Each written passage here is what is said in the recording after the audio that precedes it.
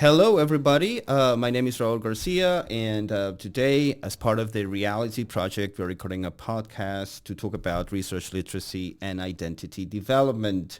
We're recording this podcast as part of the Reality Project, an Erasmus project with the participation of course, TU Dortmund University, where I come from, the University of Bergen, the University of Vienna, University of Thessaly, University of Stuttgart, and University of York.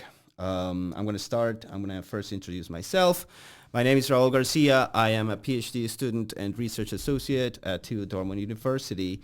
And first of all, I want to thank Heidelberg University of Education for helping us out today and allowing us to use their studios. And today we are going to be talking about, as I said, research literacy and identity development with Dr. Joanna Garner, who has been incredibly generous with us over the last 2 years and once again has agreed to help us and has joined us here in Heidelberg to talk about an identity development and role identity. Joanna Garner is a research professor and the executive director of the Center for Educational Partnerships at Old Dominion University. She holds a doctorate degree in educational psychology from Penn State University, a bachelor's and a master's degree in psychology from the University of Surrey in the UK. And she has been incredibly generous to me. I reached out to her 2 years ago as a PhD student and tried to talk her into visiting us at TU Dortmund, and she did. And ever since, we've been having this fantastic professional relationship, and she's been incredibly helpful. Thank you so much, Joanna, for being here with us. Thanks for having me, Raúl. It's really good to see you again in person. Yeah, it's been quite a few times already. Dr. Garner, she is the co-developer of the dynamic systems model of role identity. And the reason why she's here with us is because within our Erasmus Plus project Reality, which stands for Research Literacy for Language Teachers, we are trying to bring identity as one of the key dimensions of research literacy. And she's an expert. She has, in 2017, right? You put out the DSMRI. That's right. And ever since then, it's been growing, expanding into different fields of education. And she's here to talk about the DSMRI to us. And we're going to try to bring identity with her and hear what she has to say, what she can teach us about how identity work can help us develop research literacy. But let's start from the beginning, Joanna. Let's talk about your personal interest in identity. How do you become interested in identity? Why is it relevant for you? Well, that's a great question. I'm glad that you're starting with a question that allows me to talk a little bit about my identity, my past identity. So, or at least I'm going to take the opportunity to do that a little bit. So as an undergrad in the UK studying psychology, I always felt that the study of identity and the study of learning were separate. So I took social psychology courses and learned about identity, and I took cognitive psychology courses and became interested in educational psychology as a result of that. And we learned about learning. And so for me, in the early part of my career and the early part of my sort of developmental trajectory as a psychologist, learning and identity were separate. And that kind of bothered me a little bit. But not enough to really, want to put the two together as a young psychologist, if you like. And it wasn't until I was actually working in authentic learning environments at the Center for Educational Partnerships at Old Dominion University. So we work with school systems in the field, and we are doing, a lot of the work that we do is design-based research. So we go and explore the context with the participants. which is a different way of thinking about educational research. Yep. Sometimes we think about educational research as being, we're going to design a thing and then we're going to do it to the participants, Yeah, it's right? a researcher-subject Right. dichotomy, like Yeah. the distance. Yeah, and that also bothered me, right? Yep. And so at TSEP, we call ourselves, but the projects that I was involved in early on at ODU were really authentic learning contexts. And I saw that as an opportunity to sort of rethink about my own understanding of the connections between learning and identity. And so from there, I engaged in several projects where it was the data, the narrative data, the qualitative data with interviews with participants. It was abundantly clear that teachers, when they're talking about their own experiences in classrooms, they don't separate learning and identity. It's who they are in the context and what they're doing and why they're doing it, right? And so for me, that sort of helped me connect these ideas. The phenomena emerged to help me connect these ideas about identity. But wait a minute. I want to go back to one of the things you first said. And you said that you thought of learning and identity as two separate things. Mm-hmm. And that bothered you. Mm-hmm. I want to ask you why it bothered you. Because to me, these concepts are kind of new. I mean, not really recent, but the fact that I'm engaging with identity is a new thing in my life. Mm-hmm. I've heard about these things for quite a while. But if I think back to my formative years, like undergrad, it was the opposite. I was bothered whenever, I didn't know then, but whenever they tried to bring identity elements into my learning, I was kind of bothered by it. Like when they were asking me to reflect about what I learned, what I did, it was always like, that's how I felt as a student. Now I am in the other end and I totally get it, so I understand why. But why did it bother you that you would see those things, or that those two things were presented separately? So I think it bothered me because as a person in the world, thinking about how I learn, which is really one of the things that got me interested in psychology to begin with, was I remember sitting in my high school classroom and looking around me. And, you know, when you're sitting looking around you in a high school classroom, everyone's at sort of different points in their work. And I remember wondering why I could do something and the person next to me was having difficulty with it. But then I go to a different class and the person next to me was doing just fine, and I was struggling, right? So that sort of subjective experience of being a person in a context and learning at the same time, that got me interested in psychology. Okay. But when I went to university in the early 1990s, I'm going to date myself here, we were still paradigmatically in that world of separating cognition, even cognition from emotion, and cognition from emotion from individual differences or personality or the history of the person in the context.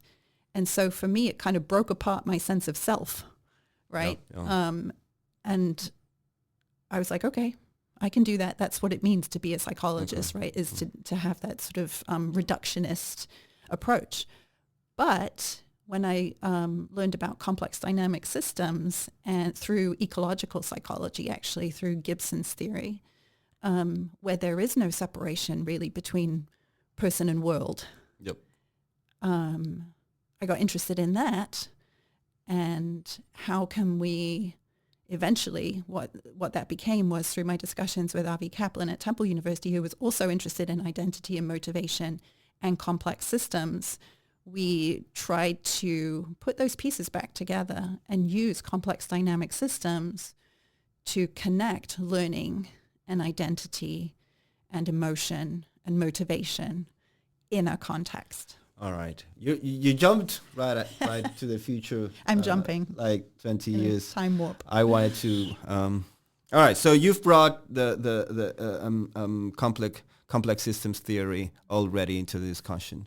Why do we need to look at identity? Why do we need that lens? And I want to ask this question and give a little context here. I got to know your work because in my research, I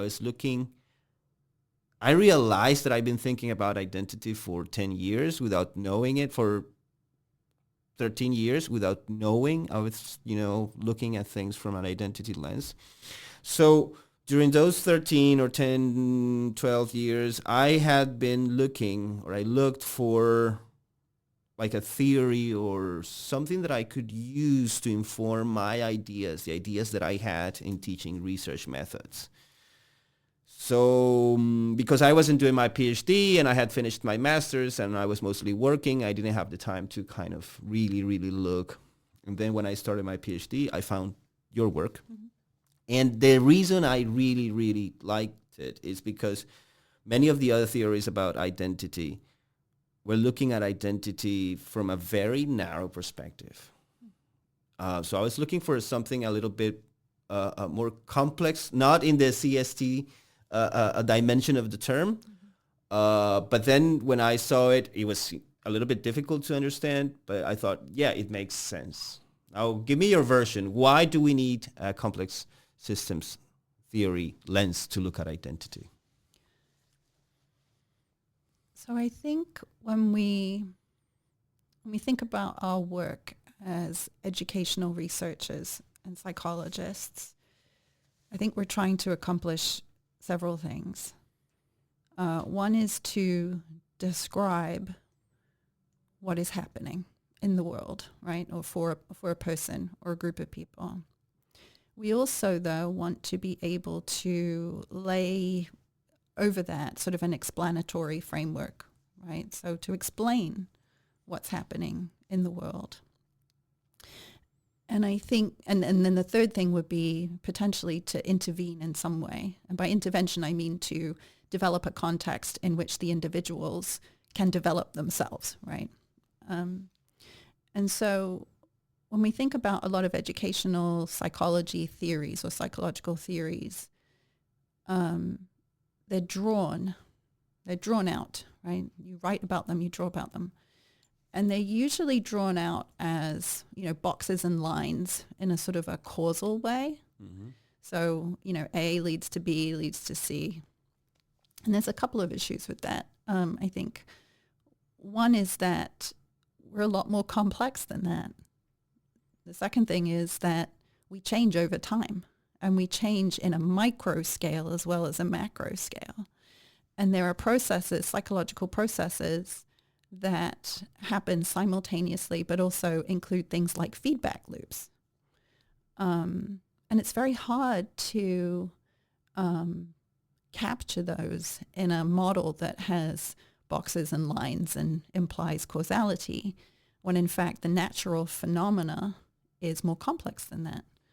And so I think complex dynamic systems theory allows us to not just acknowledge, but actually embrace the fact that there are interdependencies, there are feedback loops, that there is natural variability in what we would think of as a construct and how that construct plays out in the world. And one of the most fundamental things that complex dynamic systems theory does that our traditional linear reductionist approaches doesn't do is it embraces that variability and treats it as being meaningful. If you think about your traditional statistics, we're trying to usually get rid of error, yep. right? Yeah. True score plus error. Variation is not our friend, right? Yeah. And complex systems theory and the sort of approaches that we've sort of borrowed from with the DSMRI, they embrace that variability and they accept it and they treat it as being full of information. So that's really one reason why I think leaving behind, I'm not leaving linearity behind completely. There can be linear phenomena, but there are most likely going to be nonlinear phenomena or nonlinear processes within us as individuals and when we act in the world and when we learn in the world.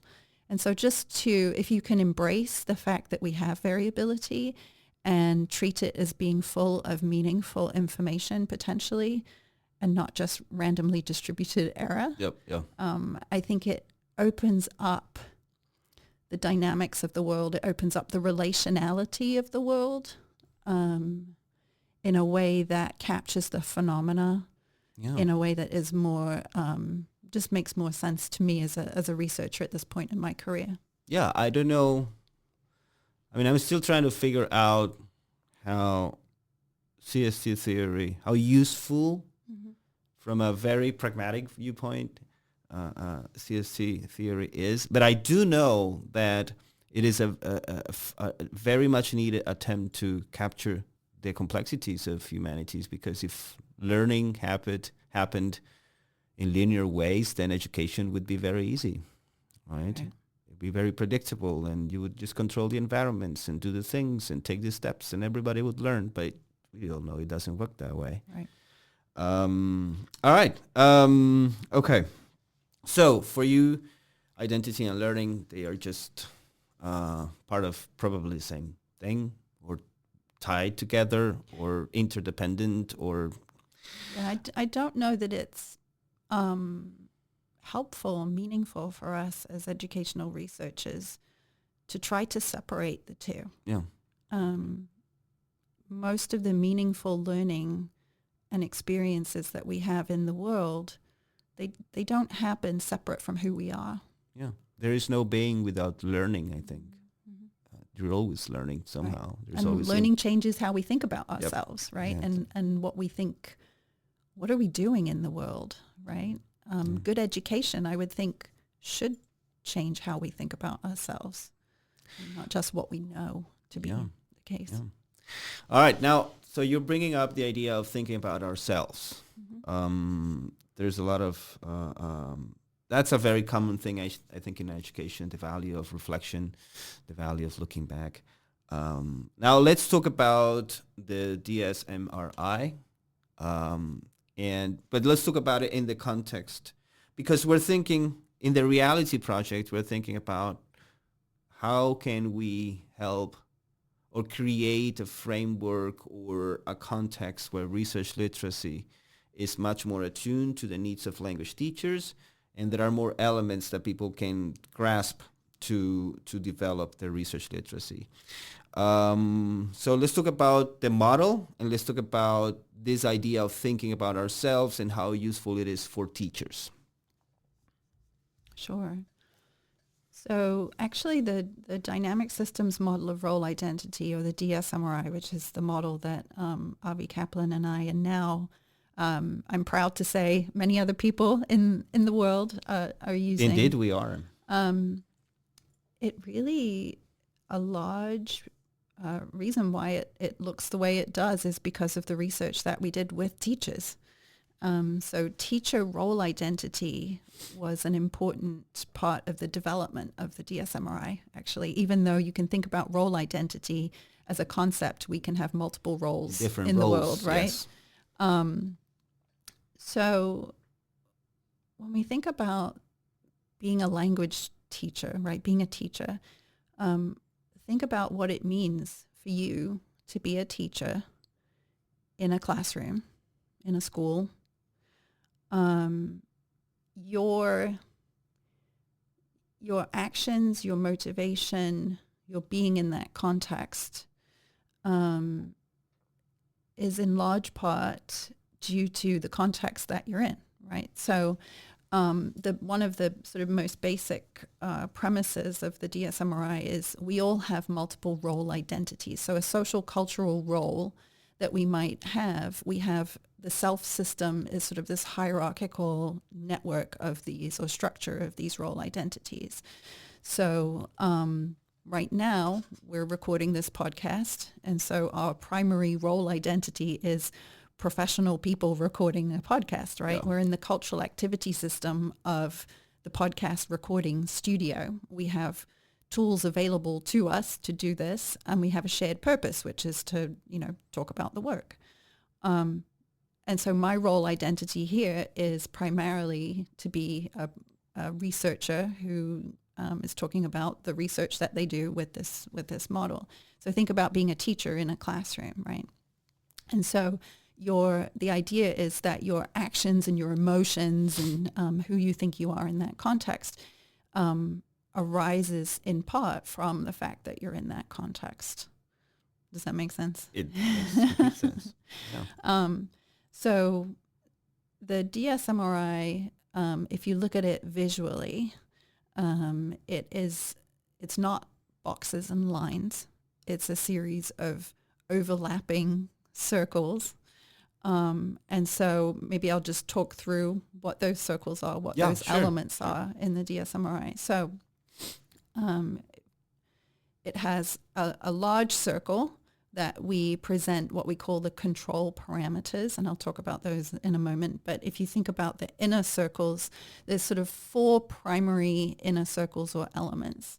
And the role identity system has content, structure, and process facets to it. So one would be your self-perceptions and your self-definitions, and that includes how you think about your physical characteristics, your social identity characteristics or attributions. So, I identify as a woman, right? So that would be in my self-perceptions and self-definitions circle there.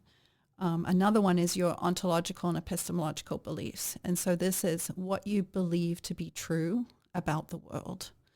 Another one is your purposes and goals. So that's what you're trying to achieve in that particular role. Yeah.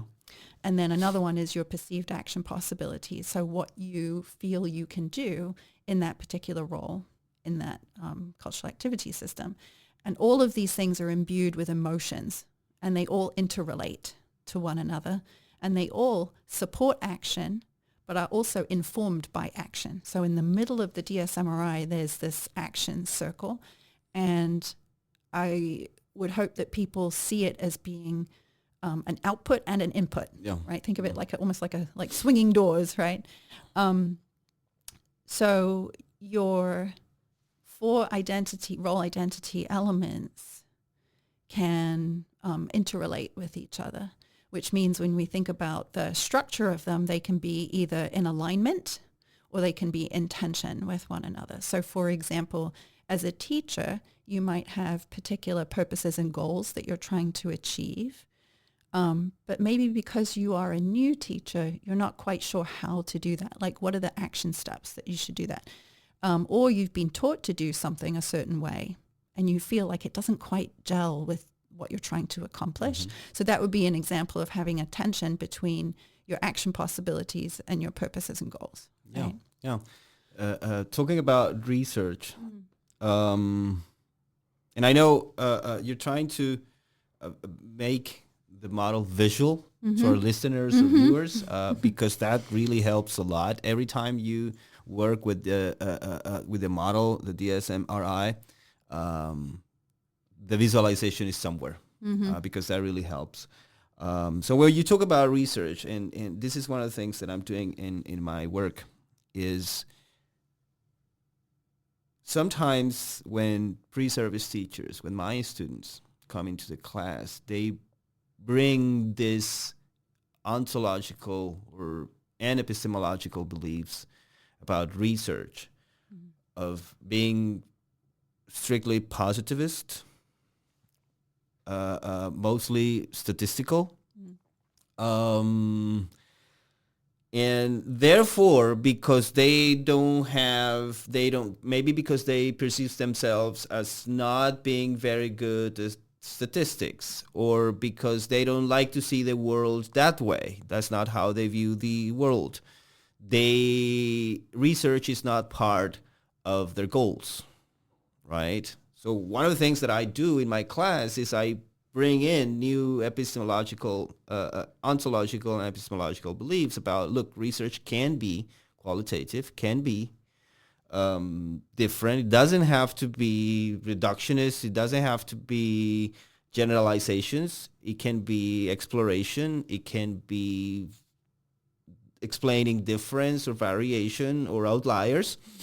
And then that, because those new beliefs come in, and they assign, and they start, if I do it right, if I'm successful, if they work hard, they start assigning epistemological value to research, then maybe their goals and purposes change, right? So we're talking about that type of interaction, how new elements can have an effect on the rest of the system. Absolutely. And one thing that you did not talk much about, but I have found that is incredibly central, is the idea of emotion. How action is connected to emotion and how that permeates the whole system. Can you talk a little bit about that? Yeah.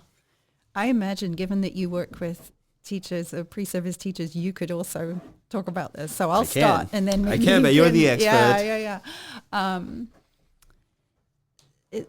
So usually, generally, typically, what we seek as a person in the world is coherence among our identity elements, and we typically feel good about that, right?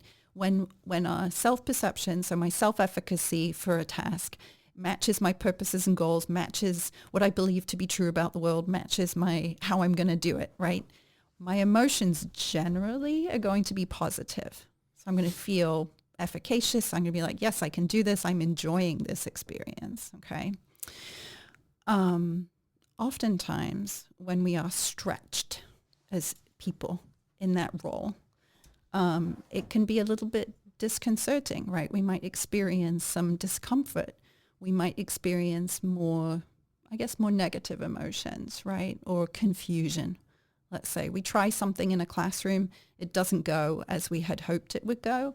And so as a teacher, we might feel some emotions about that, right? Now that can be a signal for us to explore. And in some cases, it can be a signal for people, depending on the person, depending on their dispositions, for example, which is one of our control parameters, they might kind of withdraw and make the attribution that, well, I'm no good at this, right? And so emotions almost provide kind of like the gasoline, right? Sort of the grease, the leverage to change or to withdraw from the opportunity to change. So managing emotions in cultural activity systems where people are occupying roles, especially roles that they might feel are very central to their self-system, that requires some skill on the part of the individual or individuals who are constructing that cultural activity system. So helping you feel safe, for example, emotionally and psychologically safe, to make a mistake, to revise your beliefs about something or revise how you do something is really important. So absolutely emotions, there's a reason why emotions are sort of central in the DSM-RI, because they're part of what happens to us when we are enacting or expressing a role identity.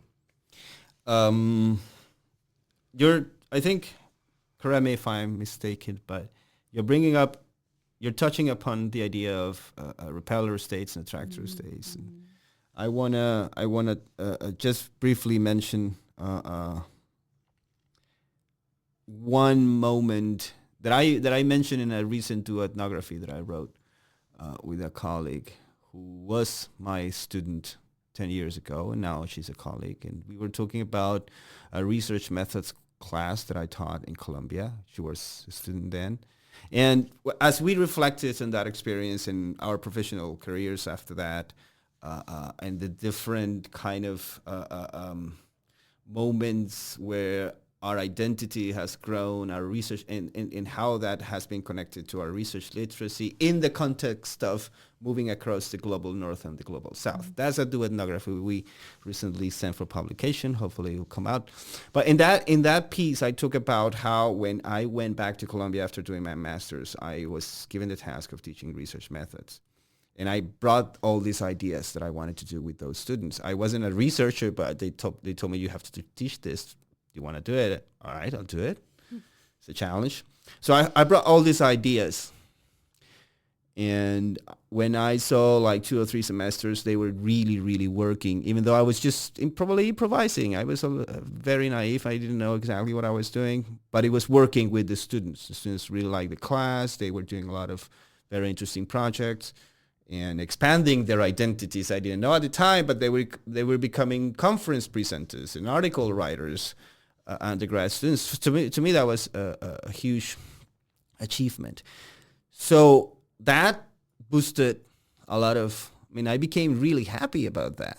And that's when I decided I want to be a researcher, but I mostly want to be a teacher educator. That's when I realized, that's when I chose the path that I am in now, 10 years after. And so that, how would you explain that in using the model? Because I already did, but I want to see how, in that do ethnography, but I want to see how you do it. And I think it's a good example to kind of illustrate the model to our viewers or listeners.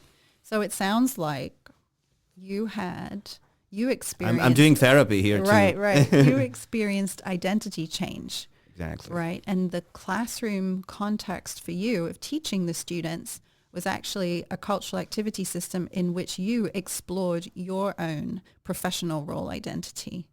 I imagine that if you look at it over time, over multiple years, and if you look at it, 1 week to the next, you were experiencing instances of success in your mind where you achieved your purposes and goals, and that fed your self-perceptions or your self-definitions, right? Oh, I can do this. I can be an effective teacher. It may have shifted your ontological and epistemological beliefs about what does it mean to be a professional in the world. It means that I can be a researcher of teacher education, right? Maybe that's a new way of thinking about what does it mean to work in higher education.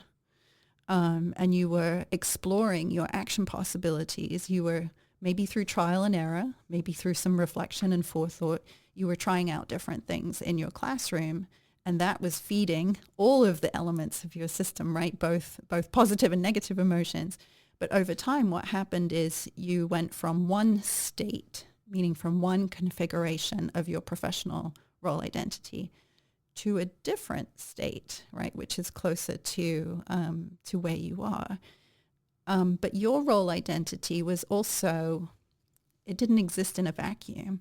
It existed in relation to your students' role identities, because you were, in dynamic systems, we were talking about coupling. So the coupling or the relationship between two or more people.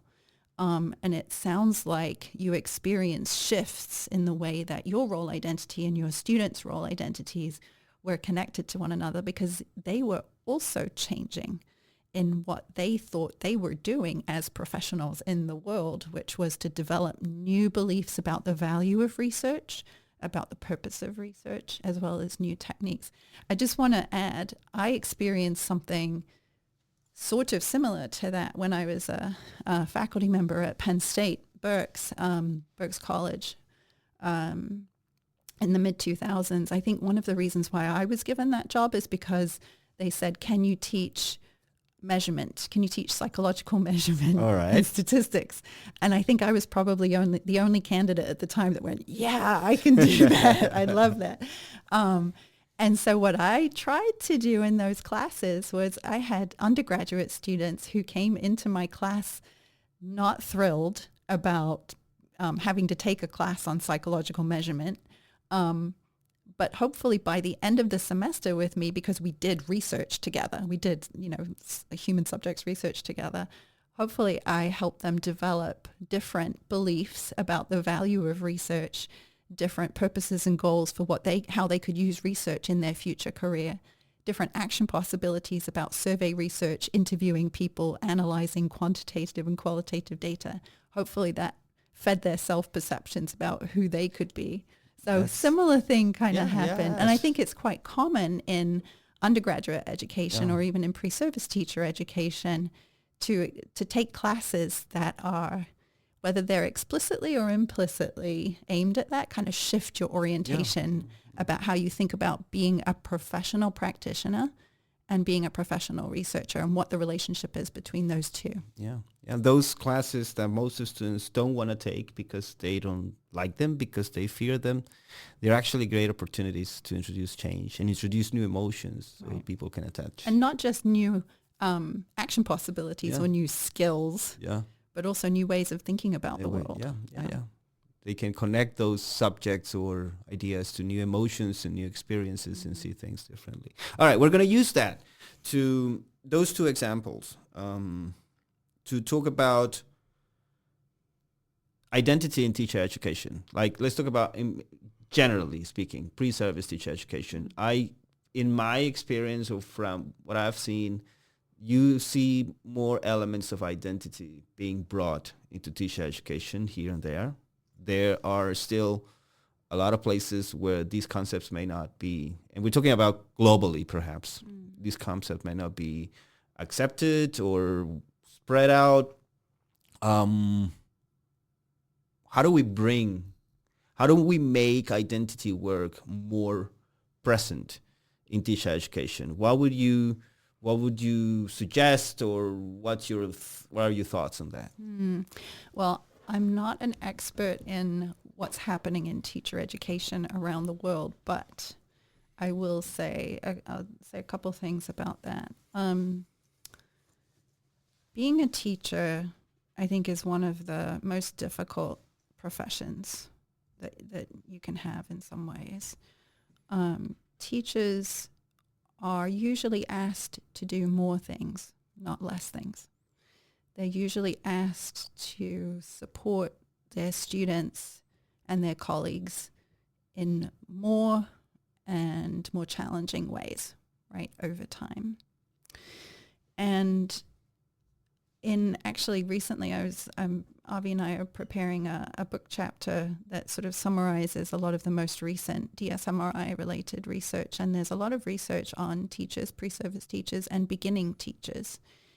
And one of the things that stood out is that those teachers who remain in the profession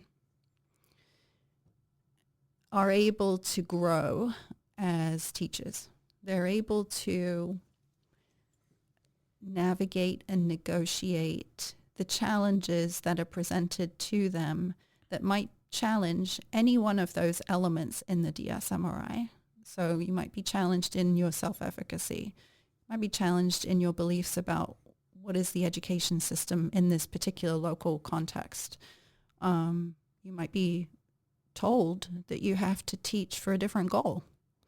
You might be told or strongly encouraged to use new techniques, new action possibilities, right? And so those have emotional consequences for teachers. And you might even be told, now we want you to be, for example, in the United States, a lot of career and technical education teachers are now having to also teach computer science. So that's a shift in the domain, right? That involves reskilling, as we would say. But it's not just reskilling, it's a shift in who you feel you are in the classroom. Yeah. So it's an identity shift. And so what I've been reading from the research that other people have been doing with the DSMRI, as well as the research that we've done, is that if you ignore the identity component, I think you are creating a social system that doesn't support teachers to grow and remain in the field as professionals, because education is one of those professions where we are constantly needing to reinvent ourselves. We're not just reinventing the system, we're actually reinventing who we are as educators. So I think it's important for us to incorporate that, make it explicit, and make it okay to experience those emotions, to experience identity change, and to create those contexts that feel safe for our pre-service teachers and our in-service teachers to grow as individuals. I think that does happen. So we have professional learning communities, we have networked improvement communities, we have, many schools or school systems will have spaces for teachers to compare notes and engage in reflection. I think the degree to which it is socially accepted, like is it the norm for that to happen, probably changes from one context to the next. But I think if we ignore that, I think we put our teachers at risk of increased stress, increased burnout, and perhaps making that decision to leave the profession.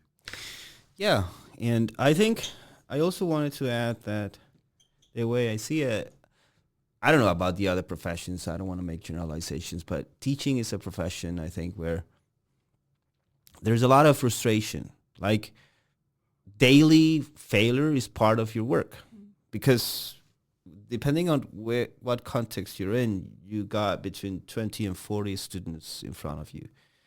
And with some of them, you'll succeed. With some of them, you will fail. It's just the way things work. And with some of them, you'll feel great. Some of them, you'll feel like you could have done better. And besides, there's a lot, in a lot of places, pre-service teachers, people who want to become teachers, are very idealistic. You know, they want to help people. They want to help communities. They want to change the world. They want to do a lot of very nice stuff. And then when they get to schools and they realize how administrative these places are and how bureaucratic and how many times the students are not at the center of the school, it's other things, you know, responding to the authorities, responding to parents, organizing this and that, but sometimes we forget about the students. So when they jump into that reality, that can be a very frustrating experience for a lot of teachers. At least in my experience in Latin America, that's very frustrating for a lot of teachers. So there's a lot of emotion attached to those transitions and stages of your career, and dealing and understanding how your identity changes and how you can respond to those is something that we should talk about in pre-service teacher education. That's why many of our teachers tell us when they, in their first years, they probably tell us, they didn't teach me any of this at university, right? I didn't know I was going to be facing these things. And because we tend to focus on the theories and we tend to focus on learning this and learning that, but we don't focus on what the actual schools are going to look like in terms of how their role identities, what kind of identities they will need to take up and how they can respond to those scenarios and those contexts. So in my own research, I'll also think about how central identity work should be for pre-service teachers. And I think in part what you're touching on there is the control parameters that we have in the DSMRI, right? So this social context and culture. So if you think about a control parameter in complex systems theory is roughly, I say roughly, equivalent to what we would think of in the more traditional linear paradigm as an independent variable. So it's something that can cause or be associated with a change in something else, right? So your social context as a teacher in a school might include, you know, maybe you're the only math teacher in a small rural elementary school, right? Or maybe you're one of 8 elementary teachers teaching math in a huge suburban school system, right? Your social context of who the children are that you're working with, who your colleagues are, is going to be very different. And so that might have an influence on what your role identity manifests as, right, in that situation. Your culture, the culture that you're in too, is this a public school culture in westernized society? Is it a private school culture? Is it just a startup school in a country, or maybe in a country that's recovering from a huge societal change of some kind, right? So these are things that will shift how you have to present yourself in the role of the teacher. And I think one of the challenges maybe for teacher education is to not just prepare the individual, but prepare the individual to engage in what we would call like boundary crossing, like from one cultural activity system to another, and to expect that that's going to require you to do some identity work. And it's not a immediate fail, immediate success kind of situation. And it's going to be very emotional. Right. It's a growth situation, and it's going to be associated with a lot of emotions. There's a lot of expectation, frustration, anticipation, a lot of things going on. And if you can't deal with those things, then you're in a place you don't want to be, and then burnout happens, and then you just want to run away and find another, move careers. All right, so these things are so interesting for all of us educators or people in education. But we need to talk about research literacy. I mean, identity can apply to so many things of teaching and learning. But we in the Reality Project, and I personally have taken up an enormous challenge. And that challenge is, how do we make research something that teachers see as an action possibility, as a purpose in their careers? How we can educate teachers that can occasionally or at some point see themselves as teachers slash researchers. And so that's a very difficult thing to do. And one of the reasons that happens is because the control parameters are really, really tight when it comes to research and teachers. The most important factor is time. Teachers have so many things to do between teaching and administrative work, that research, there's just simply no time. There are many other reasons, school cultures, educational policies. There's a lot of reasons for teachers not to do research or engage with research or read research or use research in one way or another. Now, we want that because we have the conviction that you need to test your knowledge and that you need to be innovative, you need to try to improve your teaching, you need to adapt to the realities of your students, and use the collective knowledge of the field. How does identity help us those goals? So I think underneath this, underneath your question is the idea of what is the nature of learning, what is the nature of teaching, and how do we know when learning is happening, and how do we know what good teaching or effective teaching looks like. So I think you're really thinking about ontological and epistemological beliefs. When you're on that journey as a pre-service teacher or as an in-service teacher, right? When you're on that journey, I think it's helpful to, when you're faced with research, someone says, well, there's research that says this, right? Or there's research that says we should do this way. I think it's helpful to, if you have a sort of a knee-jerk reaction to that of, well, that doesn't gel with what I know from my classroom or from my experience. That's a point where there's sort of a fork in the road. Either you can say, well, I'm just going to continue to, follow my own ontological and epistemological beliefs in my role identity as a teacher, or you can look at it as an opportunity for identity exploration. And you can consider, well, let's look at this research. And I need the skills to be able to read that research and think critically about that research. That requires me to gain some strategies, some knowledge about whether it's statistics or, in qualitative research skills. But it's an opportunity for you to rethink and explore what are the implications for me as a teacher. So that's sort of the teacher as consumer perspective. But there's also, I think, a really powerful argument to be made for every teacher thinking of themselves as a researcher. Every teacher is making hundreds of decisions every single day about what to do next.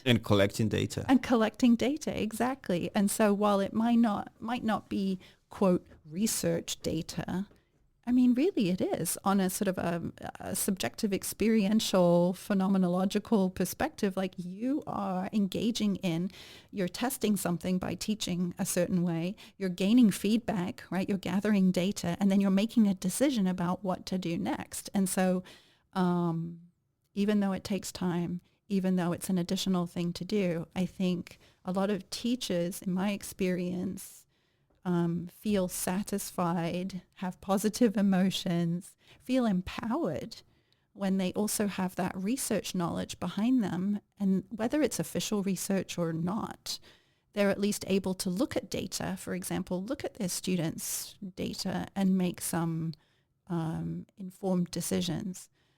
One of the really powerful things I think that the practitioner has to offer the research community is that knowledge of context.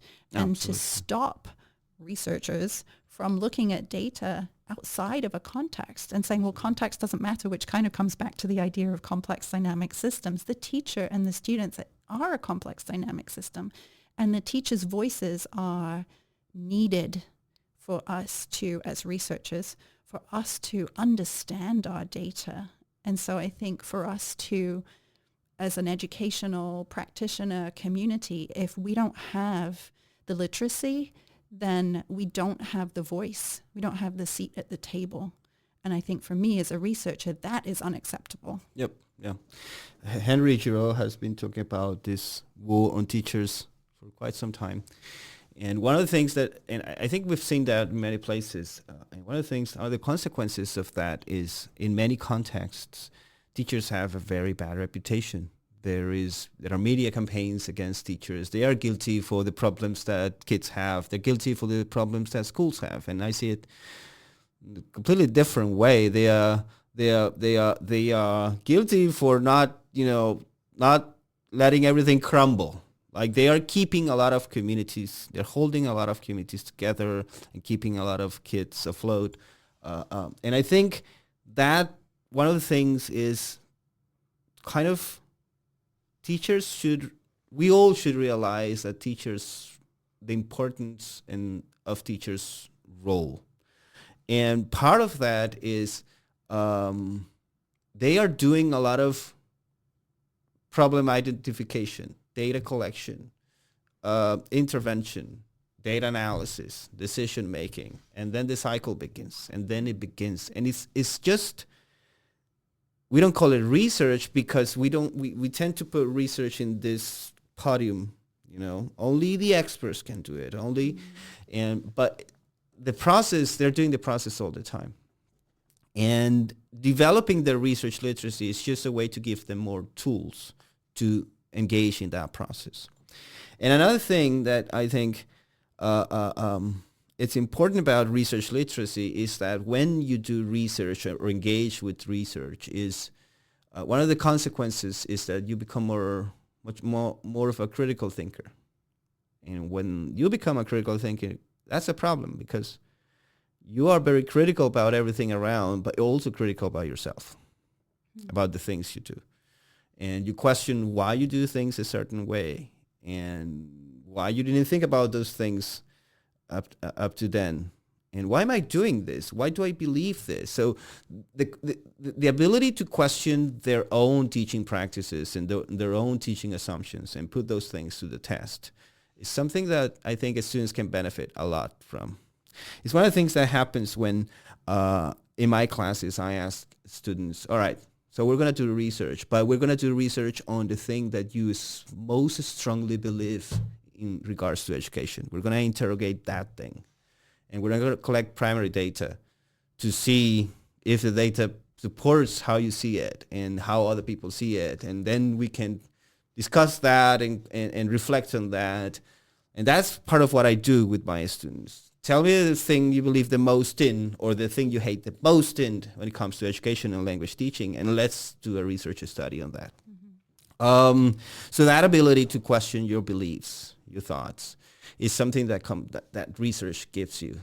So teachers, when we talk about we want you to become a teacher researcher, we're not talking about you publishing and writing books or you go through the strenuous process of publishing in a peer-reviewed journal. We're talking about developing the skills to engage more robustly with the process of the decision-making process in the classrooms, I guess. Am I too far off here, Joanna? No, I think that's, first of all, teachers can publish. So I would say you can also do both. You can, but that's not our primary. But that's not your primary purpose. Yeah, that's not the primary purpose we're talking about. Of course they can do that. Yeah. Wish they did. I mean, we need more of that. Yeah. Well, and actually, I think it's some of this is the relative lack of dialogue or the different assumptions and beliefs that the research community and the practitioner community, if we want to characterize it that way, that they bring to the same problem or the same phenomena, I would say.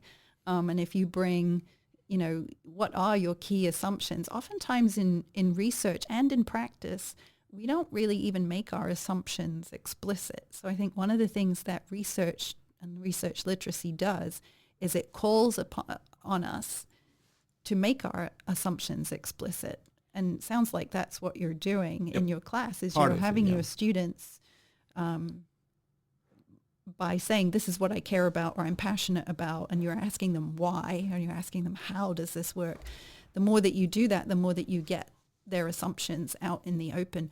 But to refer back to emotions, that can be scary, right? Because if you have these deeply held beliefs about how things work, or how things work in classrooms, how students learn, for example, and then you're interrogating that, that can be scary. It can be an emotional experience, Exactly. for sure. So then it's incumbent upon you and the other people in the class to make it a safe space for somebody to say, oh, you know what? I had always thought X, but now I see this data and now I'm thinking maybe it's Y, right? And so that's brave of you, I think. Yeah. And it's brave of your students to sort of embrace that.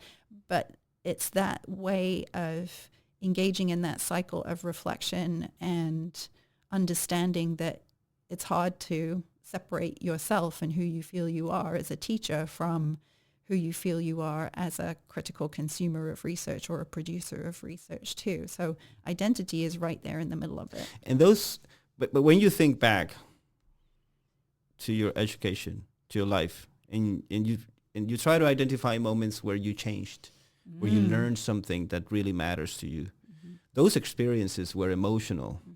Those experiences were engaging. Those experiences kind of shook something that you believed or you previously did. And so that's kind of I'm not going to achieve that with every single person in my class, but that's what I'm trying to create, meaningful experiences in terms of what people know. Another scenario where people have to make those assumptions explicit, and is one of the central tenets of research, is dissemination or collaboration. And that's another thing that research does, and it brings people together to talk about something they care about.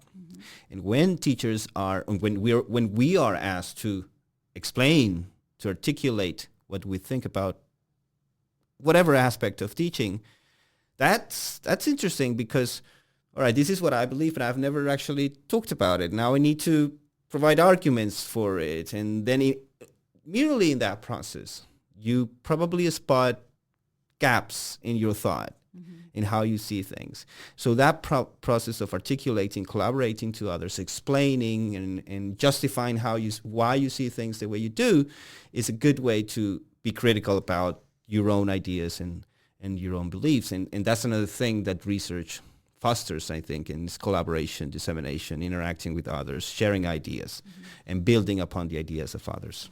And it happens to researchers too. As you were talking, Raúl, I was thinking about how this happens to researchers as well. So I think about the conversations that Avi Kaplan and I have had over the past almost 15 years about what is now the DSMRI, and how it's in the context of collaborating with others and talking with each other and gathering data that the model looks the way that it does, right? Yeah. So it happens to...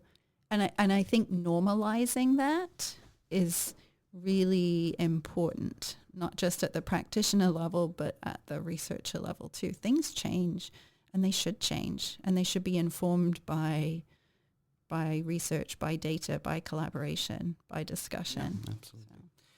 All right. So in that context, let's go back to the basics of the model and how educators and researchers can use the model.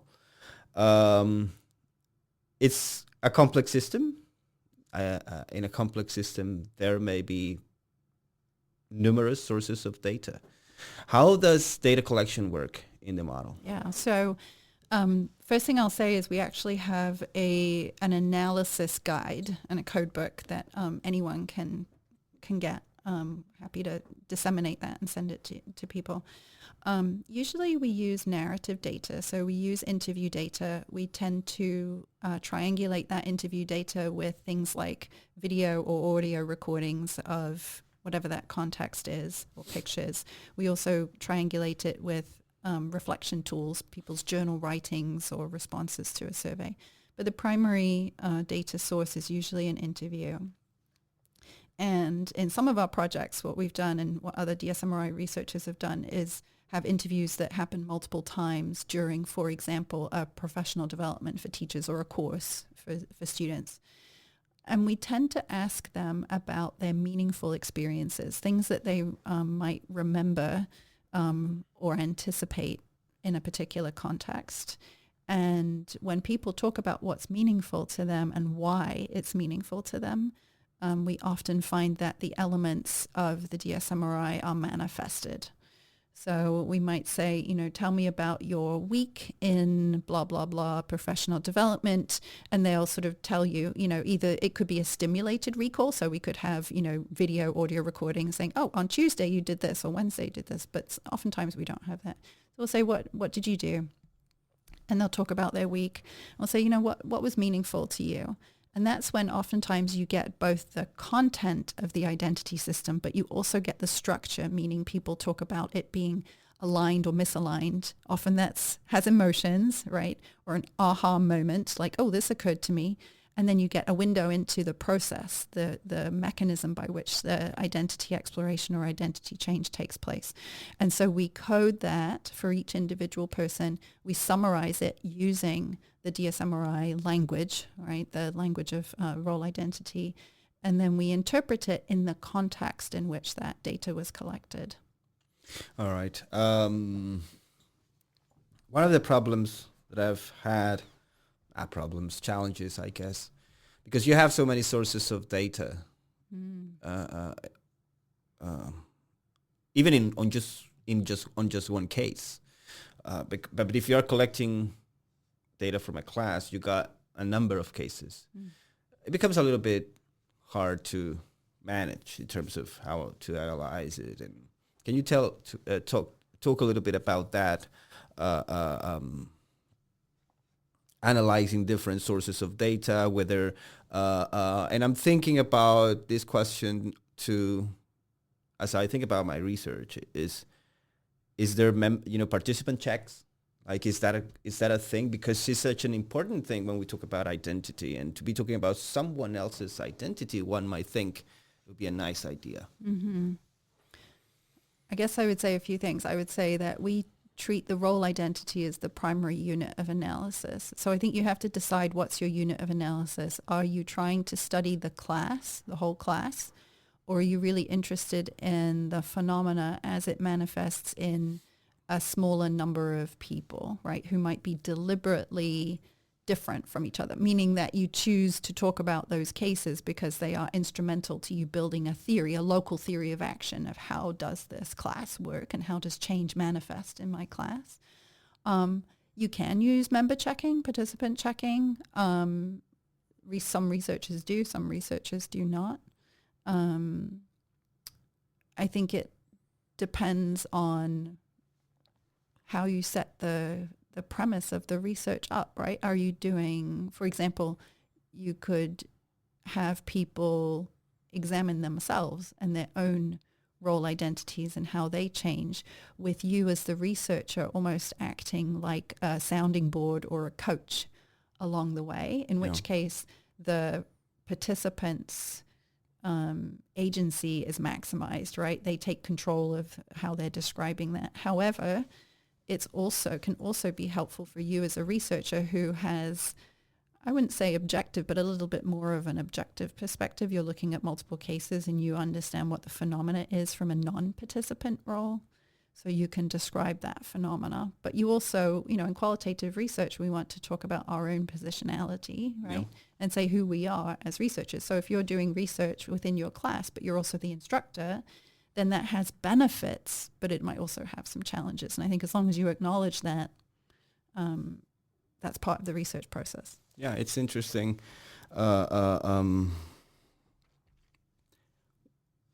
Bringing the conversation back to research.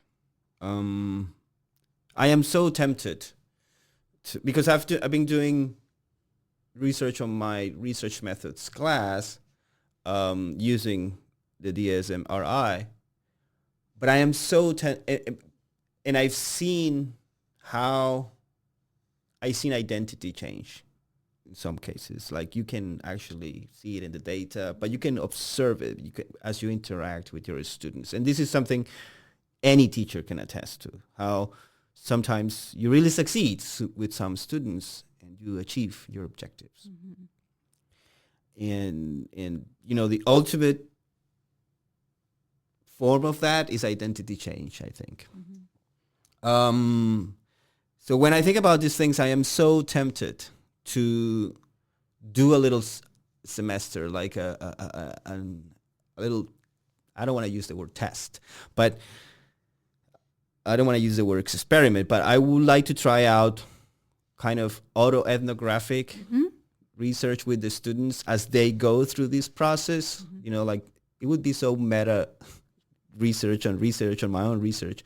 But I'm so tempted because that way, I think maybe it's not very useful for my research, but it's useful for their learning because they are thinking about their own identity. They are engaged in the process of data collection and analysis and looking at the data as they go through the seminar. So I'm very tempted about doing, I don't know, autoethnographic approach or dual ethnographic approach, the students using the model.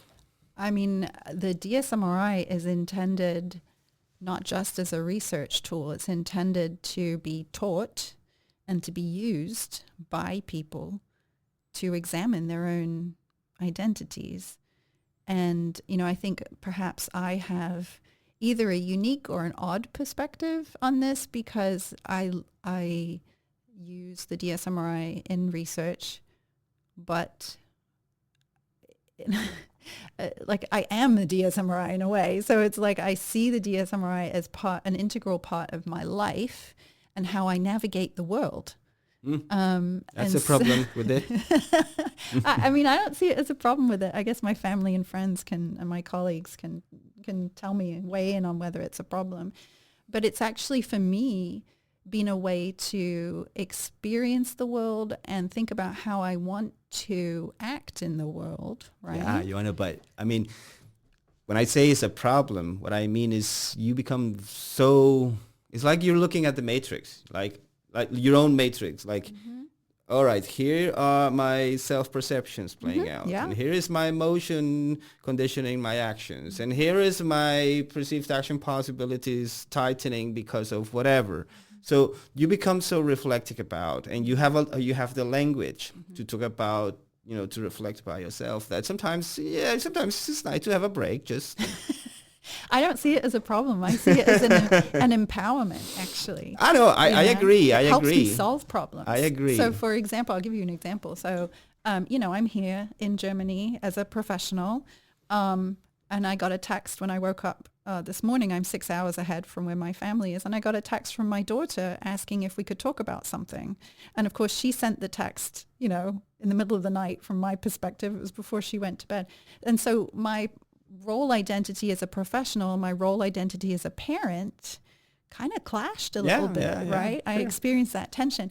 But instead of just feeling upset about that, I can say, okay, that's just because my role identity is a parent. It's upsetting. I'm just saying it's okay to be reflective. I think it's useful, but it is very I'm useful. Biased. No. I'm not saying it's not useful. I'm saying it's very useful. I've been using it for 3 years now. Yeah.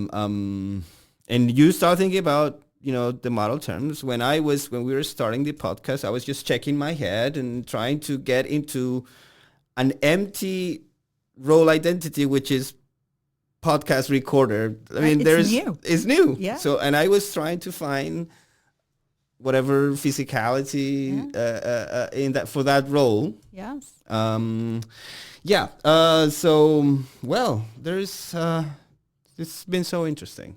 Thank you so much. Thank you. It's been really interesting to talk about the DSMRI, but also to hear how you're using it and the way that you think about the importance of research literacy as a core component of teacher education. Yep. I think that's highly valuable. So thank you for doing the work that you do. There is one thing, though, that I want to say before we end. And you mentioned, and we didn't talk about it that much, but you said it at the end, is the DSMRI is not just a research model. It's to be used in teaching. And I want to say something. I want to give credit where proper credit is due. when I started out, I used it as a research tool. And then I started realizing, and I was kind of keeping the students distant from the model. And I realized that every time inevitably, I started bringing up identity concepts in the class because they made sense to me. And as I did that, I realized every time I did that, it worked. Students were more engaged. And so I moved from this research teaching separate, and I brought those, the model.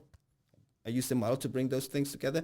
And since then, I'm bringing the model into the class, and it works much, much, much better. So it is definitely, very useful for research, but it's also very useful for your teaching, at least in teacher education. I cannot talk for any other context that I'm not familiar with. So thank you for agreeing to visit us here in Heidelberg. Yeah, thanks for having me.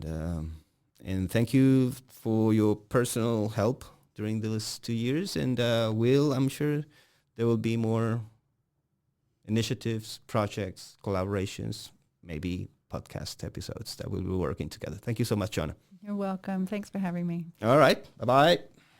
There.